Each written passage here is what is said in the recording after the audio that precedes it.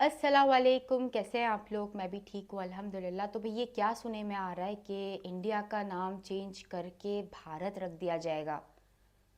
मोदी सरकार की रिक्वेस्ट है कि नाम चेंज कर दें, आप इंडिया से भारत कर दें। क्यों? क्या हो गया? अब इंडिया नाम से क्या हो गया? तो जैसे ही ये न्यूज़ सोशल मीडिया पर आई, लोगों ने साइड लेना शुरू कर दिया कि इंडिया नाम सही है, नहीं नहीं भारत नाम सही है। For what? बीजेपी के पॉलिटिशियन हैं, उन्होंने कहा है जो इंडिया शब्द है वो एक गाली है जो कि अंग्रेज़ों ने हमें दी है। मैं आपको इसीलिए कहती हूँ एजुकेशन इज़ वेरी इंपॉर्टेंट। पहले भी, आज भी और कल भी एजुकेशन बहुत इंपॉर्टेंट होता है। यही फ़र्क होता है एक जाहिल इंसान में और एक पढ़े लिखे इंसान में। इंडिया शब्द गाली, क्या मतलब हुआ ये? I don't understand.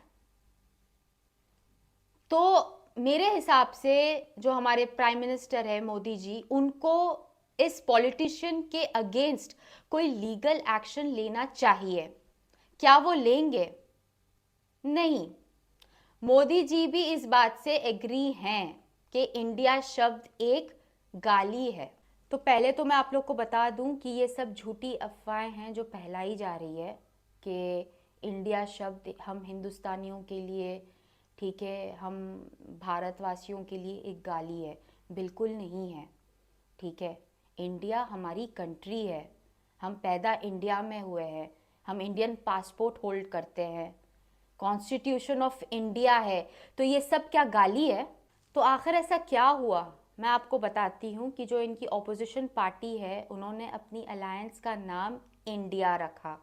बस इस वजह से जितने भी बीजेपी जो पॉलिटिशियंस है, बीजेपी के जो पॉलिटिशियंस है, सबको इंडिया के नाम से चिढ़ हो चुकी है। और जब से ही जो हमारे पीएम है, प्राइम मिनिस्टर है मोदी जी, इंडिया के नाम को बदनाम करने लग गए हैं।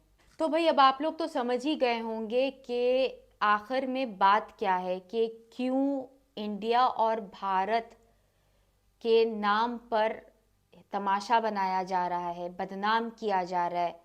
इसीलिए क्योंकि ऑपोजिशन पार्टी ने अपनी अलायंस का नाम इंडिया रख दिया। अब अगर ये जो ऑपोजिशन पार्टी है, अगर उन्होंने अपनी अलायंस का नाम अगर भारत रखा होता, तो मैं बता दूं आज सब मोदी जी, उनके पूरे जो बीजेपी जो पॉलिटिशियंस है, सब भारत के नाम से चिढ़ हो गई होती उनको। तो मैं अब आप लोग को एक सीधी सी बात बता दूं, यहाँ पर जो बीजेपी के पॉलिटिशियंस हैं वो यहाँ पर डिवाइड एंड रूल वाला गेम खेल रहे हैं। पहले तो इन्होंने जो है हिंदू मुसलमान को लेकर के काफ़ी झगड़े करवाए। अब आगे जा कर के ये कहेंगे जो इंडिया है वो मुसलमान बोलेगी, जो भारत है वो हिंदू का रहेगा, ब्ला ब्ला ब्ला ब्ला। बस ऐसे ही वो हम हिंदुस्तानियों को, हम इंडियंस को वो ऐसे ही लड़ाएंगे। मैं बीजेपी वालों से यही कहना चाहूंगी कि कुछ तो शर्म करो। इंडिया के नाम को गाली तो ना दो, इंडिया को बदनाम तो ना करो सिर्फ अपने कुछ इलेक्शंस के लिए, कुछ वोट्स के लिए।